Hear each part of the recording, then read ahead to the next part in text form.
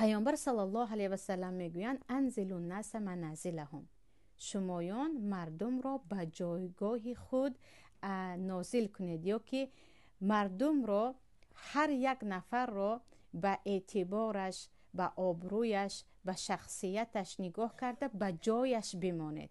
در ما میگن به جایش بنشانید.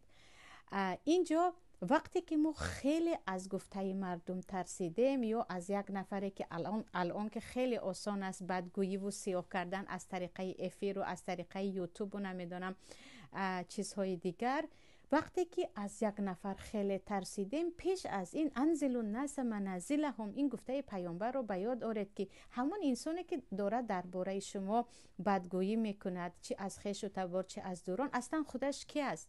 منزلت او چی است؟ او چی جایگاه دارد؟ یک عالم در حق ما گپ زد، یک استاد گپ زد، پدر و مادر گپ زدن، این رو جدی گیرید. اینجا ما مشکلی داریم که این عالم در حق ما چیزی میگوید، اما یک نفر یاوه‌گویی که دهانش باز است و او نه در نزد جامعه قدر دارد، نه همچون یک شخصیت، از او بجز همون زبانش دیگر هیچ فایده و ضرری به مردم نرسیده است، چرا از او بترسیم؟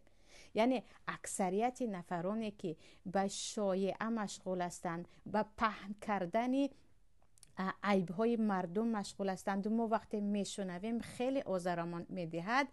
آنها رو فکر کنید که این انسان اصلا کی هست که من اینقدر از گفته او آزار شوم؟ اصلا این شخصیت کی هست؟ به چی برابر است؟ یعنی به اندازه ترس از سخن یک شخصیت منزلت او در قلب شما هست. وقتی از او خیلی از گپش ناراحت شدید، پس او خیلی در دل شما قدر داشته است.